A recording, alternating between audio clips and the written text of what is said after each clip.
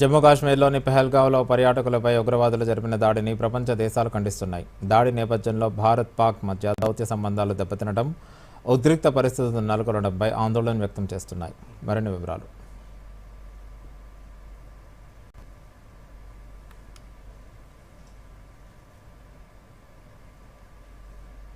భారత్ పాకిస్తాన్ మధ్య దౌత్య సంబంధాలు దెబ్బతినడంపై ఐక్యరాజ్య సమితి ఆందోళన వ్యక్తం చేసింది.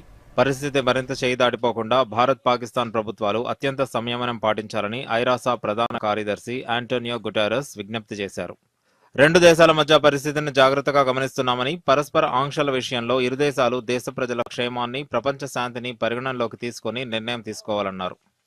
మరోవైపు అమెరికా అధ్యక్షుడు డొనాల్డ్ ట్రంప్ కూడా పెహల్గాం ఉగ్రదాడిని మరోసారి ఖండించారు. భారత్ పాక్ ఉద్రిక్తతలపై విలేకరులు అడిగిన ప్రశ్నకు ఆయన సమాధానమిస్తూ, ముష్కరుల దాడిలో అమాయకులు ప్రాణాలు కోల్పోవడం విచారకరమన్నారు. భారత్ పాక్ల మధ్య కాశ్మీర్తో పాటు ఎన్నో విషయాల్లో చాలా ఏళ్లుగా గొడవ జరుగుతోందని, సమస్యలను రెండు దేశాలే పరిష్కరించుకుంటాయన్నారు. పహల్గాం ఉగ్రదాడి అనంతర పరిస్థితులపై ఇరాన్ మాత్రం భిన్నంగా స్పందించింది. భారత్ పాకిస్తాన్ మధ్య మధ్యవర్తిత్వం వహించడానికి తాము సిద్ధంగా ఉన్నట్లు ఇరాన్ ఎక్స్ వేదికగా ప్రకటించింది.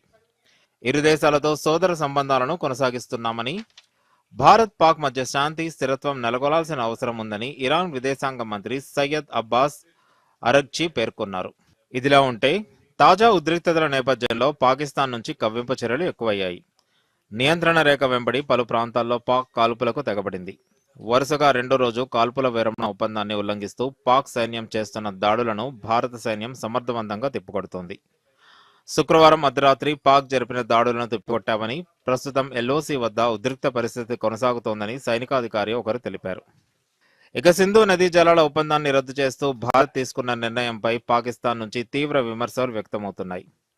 పాక్ విదేశాంగ మంత్రి బిలావల్ భుట్టో భారత్పై తీవ్ర వ్యాఖ్యలు చేశారు. సింధు నది పాకిస్తాన్దేనని, ఇకపై కూడా నదీ జలాలు పాకిస్తాన్కే చెందుతాయన్నారు.